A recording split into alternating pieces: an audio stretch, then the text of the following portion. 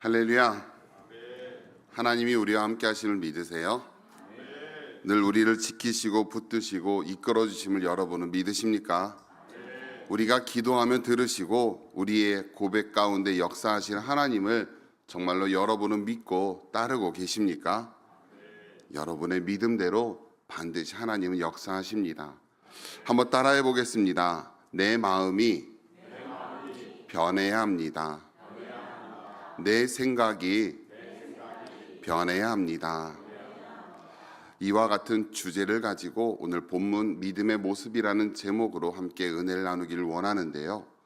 우리가 예수를 믿고 구원함을 받아서 주님의 그 은혜와 그 사랑 안에 그 사랑을 경험하게 되면 우리는 그 기쁨과 소망 안에서 모든 것들이 새로워지는 것들을 경험하게 됩니다. 말씀을 통해서 하나님의 뜻을 깨닫고 기도를 통해서 하나님의 응답을 받고 그리고 모든 여러 가지 상황 속에서 역사하신 하나님을 경험하면서 우리는 모르게 우리 안에서의 어떤 믿음의 모습들이 생겨가게 되는 것이지요. 기도는 이렇게 해야 되고 말씀은 이렇게 해야 되고 우리가 살아가면서 신앙의 모습에 대한 것들을 하나하나 세워가고 이끌어가게 된다는 겁니다.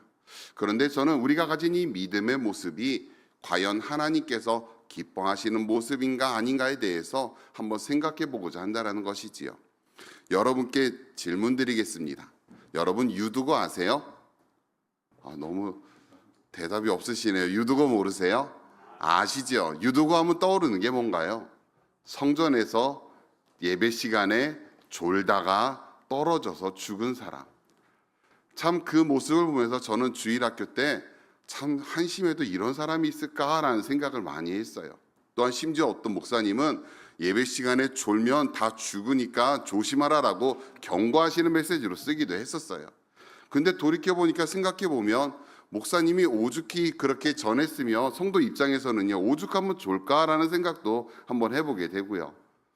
전혀 안 웃으시네요, 여러분. 그런데 말씀을 보다 보니까 새로운 것을 좀 다른 모습을 발견하게 됐어요. 무엇이냐면 바울이 예루살렘으로 돌아가는 그 과정에서 잠시 들렸던 곳입니다. 그리고 그곳에서 말씀을 전하고 있는데 내일이면 이제 예루살렘으로 떠나야 되는 거예요. 성경에 보니까 사도행전 20장에 보니까 그날따라 바울이 말씀을 길게 전했다라고 해요.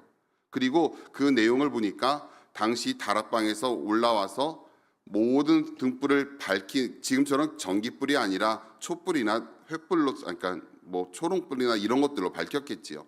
온 성전을 밝히느라 그 다락방을 밝히느라 많은 것들이 타고 있었고 몰려든 사람은 가득 찼고 공기가 탁하다 보니까 이 유두고는 노예로서 하루 종일 일하고 이제 와서 그 말씀을 들으려고 왔는데 너무 피곤하니까 그리고 예배 시간도 길어지니까 잠이 깨려고 창가에 걸터 앉았다가 그만 졸다가 떨어졌다라는 것이지요. 즉 우리가 생각하는 한심한 사람이 아니라 말씀을 사모하는 사람이었고 하나님의 뜻을 의지하고자 그곳에 갔고 그 힘든 상황에서도 버티고 있었다라는 정말로 믿음 있는 사람이라는 것을 깨닫게 되었습니다. 그러고 나서 저는 이제 앞으로 예배 시간에 좋은 성도님들이 있으면 결코 뭐라 그러지 않습니다. 얼마나 피곤했으면 저럴까라는 생각을 갖게 됐지요. 재미있게 하려고 말씀을 드렸는데 너무 심각하게 받아들이시는 것 같아요. 그럼 한 사람만 더 얘기해 볼게요. 여러분 리브가 아세요? 아시죠? 누구죠? 이삭의 아내입니다. 근데 그 이삭의 아내가 되기 전에 아브라함이 그 아들을 위해서 종 엘리에셀을 불러다가 내 아들을 위하여 신부감을 구해달라고 하지요. 그 종은 이 사명이 너무나도 귀중해서 그 하나님에 도착하자마자 하나님께 기도합니다. 하나님, 내가 우물가에서 물을 달라고 했을 때 나뿐만 아니라 내가 끌고 간 낙타, 약대 10마리에게도 물을 주면 그 사람이 하나님이 내게 준비하신 사람으로 알겠습니다라고 기도했는데 마치자마자 한 여인이 나타나지요. 그 여인에게 물을 달라고 하니까 자기뿐만 아니라 그 낙타에게도 물을 줍니다. 정말로 하나님이 응답하신 놀라운 사건이지요. 그래서 그 여인을 자기가 데려와서 이제 이삭의 아내로 주었다라는 아름다운 이야기입니다. 그런데 제가 주목하는 것은요, 리브가의 헌신입니다. 여러분, 그러니까 이 낙타가 물을 먹으면 얼마나 먹는지 아세요? 여러분 모르시죠? 잘. 한 번 먹으면요 80리터에서 100리터를 먹는다고 합니다. 엄청난 양이죠. 옛날 쌀 한 가마 80kg라고 하잖아요. 작게는 그렇게 먹어야만 된답니다. 그런데 끌고 간 낙타가 몇 마리죠? 10마리입니다. 그러면 물이 얼마나 들까요? 거의 1톤 트럭을 하나 가득 해야 된다는 거예요. 그런데 지금처럼 수도꼭지가 있어서 물을 틀면 나오고 그걸 줄 수 있는 게 아니라 우물입니다. 물을 길어야 되는 것이죠. 두레박을 내려서 줄을 당기고 붓고 또 내려서 붓고, 여러분이라면 하실 수 있으시겠어요? 하루 1시간, 한두 시간이 아니라 반나절을 해도 정말로 못할 일입니다. 그런데 리브가가 그것을 했다라는 겁니다. 이 리브가라는 여인은요, 우리가 성경을 보면은 매우 아리따움으로 나옵니다. 블레셋 왕 아비멜렉이 그 리브가를 보고 반할 만큼 너무나도 아름다운 여인이었죠. 그래서 저는 늘 리브가를 생각하면 예쁘고 미인으로 생각해서 제 딸 이름도 리브가라고 졌었어요. 그런데 성경을 보니까 말씀드렸듯이 그 물을 기를 만큼 근육질에 우람한 여인이지 않았을까라는 것이지요. 즉 우리가 생각하는 모습과 성경에서 말하는 모습은 다르다라는 것을 보게 됩니다. 우리가 믿음을 가지다 보면 어느덧 신앙 안에서 내가 가진 생각으로 신앙을 만들어 갑니다. 우리의 모습, 예수님은 어떠실까? 내가 생각하는 예수와 여러분이 생각하는 예수가 똑같을까요? 똑같은 부분도 있지만 대부분은 다르겠지요. 저마다 자신들의 생각으로 예수님을 제단해 나가니까요. 그런데 예수님 당시의 유대 사람들도 마찬가지였습니다. 그들은 하나님의 말씀을 듣고 이 하나님의 뜻을 따라서 더욱 잘 예배하고 잘 섬기려고 모든 것을 최선을 다했습니다. 하나님께 주신 이 10계명을 하나하나 쪼개서 더 열심히 지키려고 613개로 만들었지요. 그런데 그렇게 믿음 안에서 살고자 했지만 어느덧 그 믿음의 모습이 변질됩니다. 첫 신앙이 아니라 그들의 삶 가운데서 이 율법만 지키면, 이것만 지키면 나는 깨끗하다라는 잘못된 착각 속에 빠지게 되었던 것이지요. 그렇게 만들었던 이유는 더 하나님을 예배라고 했던 것인데 그것을 지키기만 하면 이제 내 마음대로 해도 된다라는 잘못된 생각으로 빠져들고 말았다는 겁니다. 예수님께서 그들 가운데 오셨을 때에 예수님은 처음부터 끝까지 하나님께서 그들을 향해서 어떤 메시지를, 어떤 의미를, 어떤 삶을 살아야 하는지에 대해서 전하셨습니다. 하나님 나라의 비밀을 그들에게 전하고 그들로 하여금 하나님의 뜻을 깨닫고 구원에 이르도록 그렇게 보내셨었지요. 그런데 예수님이 전하시는 이 말씀을 들으면 들을수록, 예수님을 경험하면 경험할수록 이들의 생각과 다른 예수를 만날 때마다 그 마음에 부딪힘이 일어나게 되었던 것이지요. 오늘 9장 본문을 잘 이해하려면 9장 1절부터 이어지는 내용을 천천히 살펴보면 더 쉽습니다. 9장 1절에 보면은요, 한 중풍병자를 둔 친구 4명이 등장합니다. 그들이 예수님께 다가오려고 했는데 사람들이 너무 많으니까 이 친구를 예수님께로 끌고 가려고 했지만 침대째 들고 갔지만 도저히 갈 수가 없었습니다. 그래서 그들이 포기했나요? 아니지요. 자꾸 질문 드릴 겁니다. 여러분 대답해 주셔야만 합니다. 대답할 때까지 저는 여기서 말씀을 전하고 안 내려갈 겁니다. 돌아갔나요? 안 돌아갔나요? 안 돌아갔지요. 그런데 그들이 포기했나요? 안 했지요. 그래 어떻게 했지요? 지붕 위로 올라갔습니다. 그래서 지붕을 뜯고 예수님 앞에 그 친구를 줄을 달아 내려놓았지요. 집주인 입장에서 보면 집이 망가지는 안타까움이었지만 예수님은 그 친구들의 믿음을 너무 귀하게 보시고 너무나도 기쁘게 여기셨습니다. 그래서 예수님께서 그를 치료하실 때 이렇게 이야기하십니다. 소자야, 작은 자야, 내가 죄사함을 받았느니라 라고 이야기하십니다. 이전에는 내 믿음대로 될지어다라고 말씀하셨는데 이날만큼은 너무나도 기쁘셔서 죄사함을 허락해 주셨습니다. 그런데 사람들이 수군거리기 시작합니다. 아니, 믿음 있고 능력 있고 놀라운 기적을 나타내는 건 알겠는데 어떻게 사람이 죄를 사할 수 있느냐라는 것이죠. 예수도 사람이고 나도 사람인데 죄사함은 오직 하나님만이 하실 수가 있는데 어떻게 사람이 저렇게 하냐라며 예수님을 판단하기 시작합니다. 그러자 예수님께서 말씀하시죠. 나에게 죄사함의 권세가 있는 줄을 너희에게 알게 하려 하노라 라고 이야기하면서 내가 나음을 받았도다라고 하고 그 친구를 일으킵니다. 즉 사람들이 할 수 없는 이 일을 행하는 이유는 내가 하나님으로부터 그 권세를 받아서 이 모든 것을 이루고 너희에게 나타내고 행함으로 너희에게 참된 구원의 길을 이루기 위해 내가 왔다라고 하나하나 그들에게 가르쳐 주시는데, 그들은 그 말씀 본질에 대해서 이해하지 못하고 마음에 내 신앙과 다른, 내가 기대한 것과 다른, 내 생각과 다른 예수를 경험하면서 자꾸 부딪힘이 일어난다는 것이지요. 두 번째 사건입니다. 8절 이하에 보면 예수님께서 한 사람의 집을 방문하십니다. 누구지요? 세리 마태의 집이지요. 그런데 예수님께서 그 집에서 함께 즐기면서 먹고 마시는데 사람들이 또 수군거리기 시작합니다. 왜일까요? 이 마태가 가진 직업 때문입니다. 세리는 동족으로서 자신들을 위한 삶이 아니라 오히려 로마에 충성하며 더 많은 세금을 걷어다가 더 열심으로 살아야 되는 사람이었던 것이지요. 그러니까 우리 일제 시대에 악질하면 떠오르는 인물이 누굽니까? 순사라고 있습니다. 왜 그럴까요? 우리 동족인데 우리를 위해서 일하기보다는 그 출신, 신분 한계 때문에 더 충성해야만 인정받으니까 더 악질로서 행하다 보니까 사람들은 순사를 사람으로 인정하지 않고 악질로 폄하한 것이지요. 세리가 그랬습니다. 사람들은 세리를 사람으로 인정하지 않았습니다. 그런데 지금 예수님께서 그 사람 같지도 않은 사람의 집에 가서 먹고 마시며 대화하는 것이죠. 그들은 생각합니다. 아니, 하나님의 보내심을 받은 사람인데, 하나님의 역사를 나타내면서 하나님의 능력을 나타내는 사람인데, 그렇다면 나같이 믿음이 있고 예배드리고 하나님 앞에서 신실한 나와 함께 대화해야지 어떻게 저렇게 추악하고 더러운 사람하고 교제하면서 먹고 마시며 즐길 수가 있느냐라고 사람들은 판단하기 시작했다라는 것이지요. 그때 예수님이 말씀하십니다. 의원은 건강한 사람에게 쓸모가 없고 병든 자에게 쓸모가 있는 것처럼 나는 누구를 부르러 왔다고요?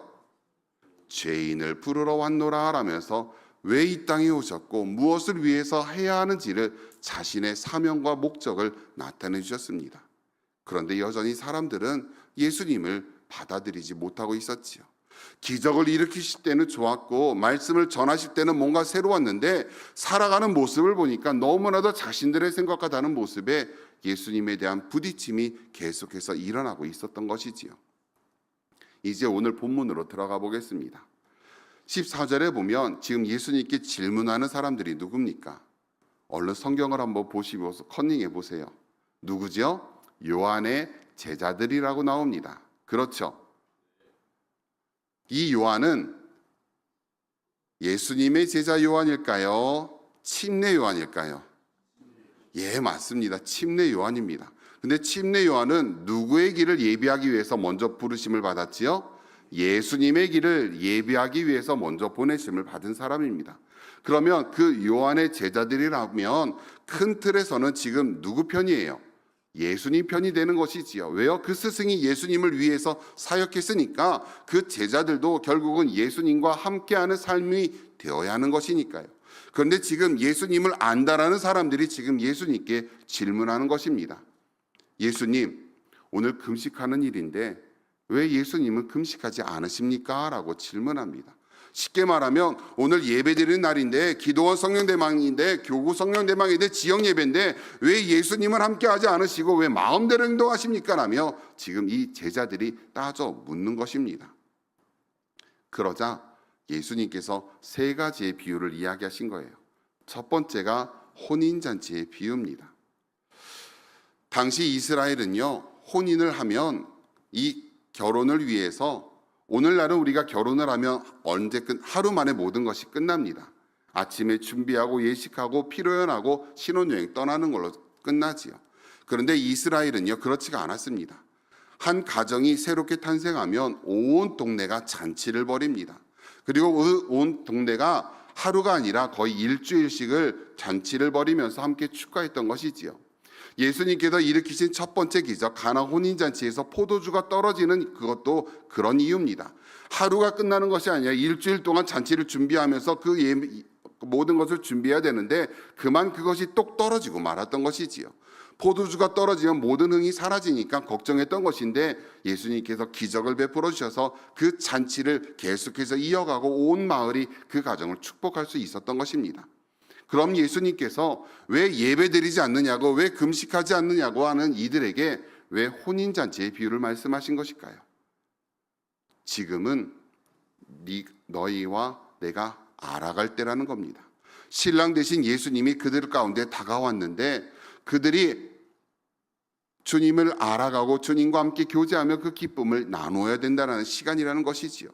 만약에 이 결혼잔치의 기간 동안에 금식일이 있으면 당시의 관례는 무엇이었냐면 이 금식일을 뒤로 미루고 온 마을이 축복했습니다. 한번 생각해 보세요. 잔치를 벌이고 있는데 자 오늘 금식일이니까 모두 금식합시다라면 이 흥이 살아날까요? 깨질까요? 깨지겠지요.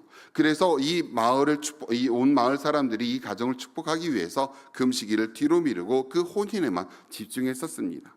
예수님도 마찬가지입니다. 지금은 너희가 나를 알고 내가 전하는 말과 내가 전하는 모습과 삶을 통하여 하나님의 뜻을 깨닫고 하나 되는 것에 집중해야 될 때라는 것이지요. 그런데 몇 날이 못되어 신랑을 빼앗길 날이 이르리니 그때에는 금식하라는 것입니다. 즉 예수님께서 십자가에 당하는 그 고난과 의미를 그들에게 하나하나 가르쳐주고 계시는 중이십니다. 그런데 사람들은 깨닫지 못하지요. 두 번째 비유가 무엇이냐면 생배 조각의 비유입니다. 여러분께 질문 드리겠습니다. 자, 저를 봐주세요. 눈 감지 마시고 저를 한번 봐주세요. 제가 어렸을 때만 해도, 여러분의 자녀들이 어렸을 때만 해도 이상하게 아이들이 옷을 입으면 구멍이 잘 나는 데가 있습니다. 어디지요? 무릎하고 팔꿈치입니다. 신기합니다. 다른 데는 안 나는데 꼭 무릎하고 팔꿈치에는 구멍이 나더라고요. 그러면 그 구멍이 났다고 해서 옷을 버립니까? 아니죠. 버리면 큰일 나지요. 모두 아껴야 되는 시대였었으니까요. 그러면 질문 드릴게요. 이 팔꿈치에 구멍이 생겼는데 이 구멍을 메우려면 새천을 대야 될까요? 헌천을 대야 될까요? 오래 입으려면 어떻게 해야 될까요? 새천 한번 손 들어 주실래요? 새천. 자, 헌천. 아니 이게 무슨 죽고 사는 문제도 아니라고 뭐 이렇게 고민하고 계세요. 그냥 편하게 생각하세요. 뭐 정답이 뭐 다른가요? 뭐 새천 한번 손 들어 주세요. 자, 예, 새천. 자, 낡은 천. 예, 끝까지 손을 안 들으시는 분은 어쩔 수가 없네요. 정답은요, 낡은 천입니다. 왜일까요? 예수님도 말씀해 주셨어요. 요만한 구멍이 있는데 손바닥만한 천을 댑니다. 그런데 새천은요, 특성이 뭐냐면 빨면 어떻게 돼요? 오그라드는 특성이 있지요. 그런데 요만한 구멍이에 손바닥만한 천을 댔는데 이 새천을 대면 이게 오그라들어서 처음에는 작은 구멍이었지만 나중에는 손바닥만한 구멍이 생기겠지요. 그래서 옷을 버리게 되는 겁니다. 예수님이 이야기하셨어요. 생배 조각을 낡은 옷에 붙이는 자가 없나니라고 이야기합니다. 왜냐하면 그러면 그 기운 것이 당기어 헤어짐이 더하게 된다라고 이야기하시지요. 무슨 뜻일까요? 아니 금식하고 예배하자고 하는데 왜 예수님은 이런 비유를 이야기하시는 겁니다. 예수님은 새로운 천으로 그들에게 다가오셨습니다. 그런데 그들은 여전히 낡은 생각과 낡은 기준으로 하나님의 말씀과 그 율법을 자신들의 모습과 자신들의 기준으로 만들고서 그 율법 안에 예수님을 지금 가두려고 한다는 것이지요. 그러면 예수님 때문에 그들은 찢어질 수밖에 없다라는 겁니다. 그들이 변해야 되고 그들이 깨져야 되고 그들이 달라져야 한다는 겁니다. 새로운 천으로서 그들이 바뀌어져야 된다는 것이지요. 옛 생각과 옛 습관과 옛 믿음과 옛 모습으로는 하나님의 뜻을 이룰 수가 없다라는 겁니다. 예수님을 향하여서 그들의 마음이 변해야 되고 그들의 기준과 가치관이 바뀌어야 된다는 것이지요. 여러분이 살아가는 모습, 여러분이 경험했던 모든 것들이 맞습니다. 틀린 것이 아닙니다. 사실이고 여러분이 느껴왔던 경험들입니다. 하지만 그게 진리는 아니라는 것이지요. 주님께서는 그 진리로서 다가오시고 그들의 삶 가운데 참된 길을 보여주시는데 사람들은 여전히 내게 익숙한 것, 내가 편한 것, 내 마음에 드는 것에 따라서 모든 것을 바꾸려고 하다 보니까 주님이 그래서는 안 된다라는 것을 지금 가르쳐주고 계십니다. 너희들의 전통, 너희들의 믿음 소중하지만 그것이 아니라 지금은 나에게 집중해야 되고 내가 전하고 내가 다가가는 모습에 너희는 깨닫고 변해야 된다라는 것을 이야기하고 계신다라는 것이지요. 세 번째는 새 포도주 새 부대에 대한 비유입니다. 왜 새 술은 새 부대에 넣어야 될까요? 아시겠어요? 왜 낡은 부대에 넣으면 안 될까요? 술이 발효가 되기 때문입니다. 그렇죠? 새 술은 발효가 됩니다. 그런데 낡은 가죽 부대에 넣게 되면 이 술이 발효가 되면 점점 팽창하다가 더 늘어날 공간이 없게 되면 어떻게 될까요? 뻥하고 터져버리겠지요. 예수님께서 지금 그것을 비유로서 이야기해 주시는 겁니다. 아까 세천과 같은 내용이지요. 새 술은 새 부대에 넣어야 되는 이유는 그것이 그 안에서 발효되면서 그 모든 것을 견딜 수 있는 것을 갖춰야 되기 때문에 그렇게 바뀌어야 된다는 것이지요. 똑같습니다.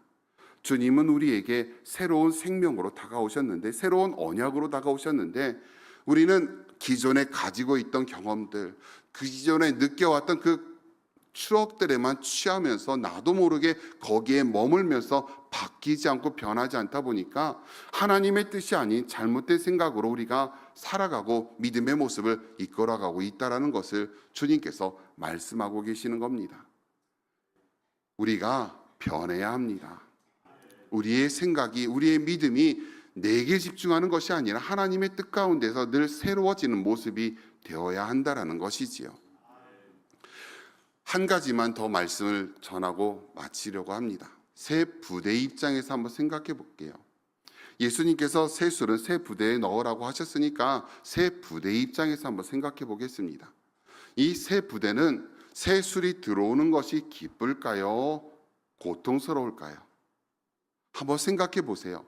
새 술이 들어왔네. 내가 늘어나야지 하고 자연스럽게 늘어나는 겁니까? 아니면 나는 그냥 가만히 있고 싶은데 이놈의 술이 내 안에서 막 요동치니까 어쩔 수 없이 늘어나게 되는 것입니까? 어쩔 수 없이 늘어나게 되는 것이지요. 하고 싶어서가 아니라 어쩔 수 없이 늘어나게 됩니다. 그러면 이 과정이 기쁠까요? 고통스러울까요? 고통스럽지요. 여러분도 하기 싫은 일 시키면 억지로 하라고 하면 힘들잖아요.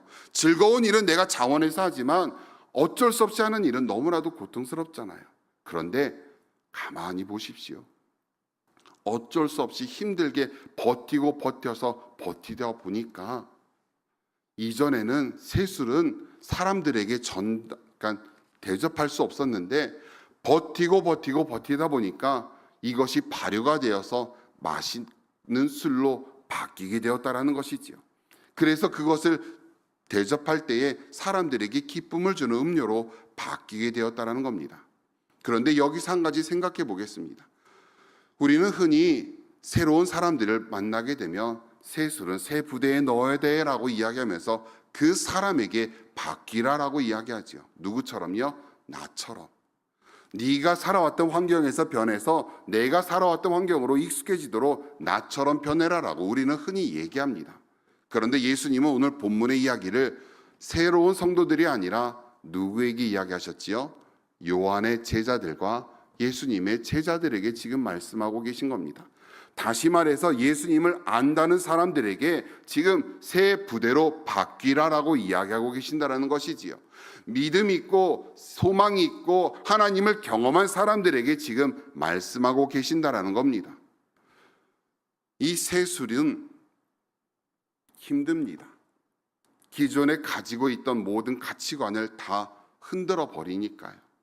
그런데 그것을 견디고 나면 하나님의 기쁨을 전하는 모습으로 바뀌게 된다는 것이지요. 여러분이 새 부대가 되어야 하는 이유가 바로 여기에 있습니다. 하나님의 말씀이 이전에는 내 마음대로 살아도 상관이 없었지요. 내가 하고 싶은 대로 해도 누가 뭐라고 하지 않았습니다. 그런데 이제는 다릅니다.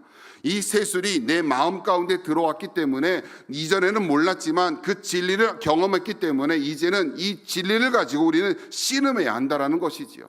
그 말씀을 가지고 내 삶을 적용하면서 요동치며 이 고통 가운데 있는 모든 것들을 견뎌내야 한다는 겁니다. 눈은 눈으로 이는 이로 사람들에게 부딪힘으로 다가가는 것이 아니라 그 부딪힘을 내 안에 있는 말씀을 가지고 끊임없이 숙성시켜서 내게서 나가는 것들은, 이 새 부대에서 나오는 모든 음료들은 사람에게 기쁨을 주고 아름다움을 전하는 모습으로 쓰여져야 한다라는 것이지요. 우리가 새 부대가 되어서 그렇게 바뀌어져야 한다라는 겁니다. 전혀 아멘이 없으시네요. 다른 사람이 바뀌어야죠. 맞아요. 나는 그대로 있어야겠지요. 아니요. 주님의 초점은 언제나 여러분에게 있습니다. 여러분이 변해야 합니다. 여러분이 바뀌어야 합니다. 여러분이 가지고 있던 그 신앙, 그 경험, 앞서도 말씀드렸지만 사실입니다. 소중합니다. 10년, 20년, 30년 살아온 그 세월들에서 묻어나는 그 연륜은 정말로 엄청난 자산이고 엄청난 가치 있는 것이지요. 하지만 그것이 진리는 아니라는 것이지요. 진리는 하나님의 말씀이고 그 말씀을 따라 살아가는 모습이 되어야 하는 것이지요. 한 가지만 말씀드려 볼게요. 여러분 설렁탕 좋아하세요? 이거 끝까지 대답이 없으시네요. 별로 안 좋아하시나 봐요.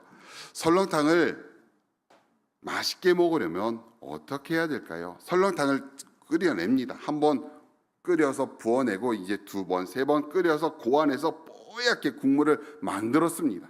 그래서 이제 그것을 마시려고 했는데 먹으니까 맛있을까요? 맛없을까요? 막 끓여낸 그것을 먹으면 맛있나요? 맛이 없나요? 맛이 없어요. 맞아요. 없어요. 왜요? 간이 안 됐으니까. 그래서 설렁탕을 맛있게 먹으려면 뭘 해야 될까요? 소금을 쳐야겠지요. 물론 김치국물 넣는 분도 계시고 다양하지만 간을 맞추기 위해서는 뭐를 넣어야 돼요? 소금을 넣어야 됩니다. 그런데 이상합니다.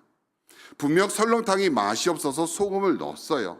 그러면 사람들은 소금이 맛있어야 이 소금 맛있다라고 이야기해야 되잖아요. 왜요? 맛없는 거에 소금을 넣었으니까 소금이 맛있어야 된다라고 이야기하는데 사람들은 소금 맛있다라고 안 하고 뭐라고 해요? 소금을 넣고 난 다음에 이 설렁탕 진국이네라고 이야기를 합니다. 이상하지요? 소금을 넣는데 소금 맛있다고 하는 사람은 없고 설렁탕에만 집중합니다. 그런데 주님은 우리에게 소금이 되라고 이야기하셨어요. 그렇죠? 소금의 역할은 다른 것을 맛을 내게 하는 역할이지요.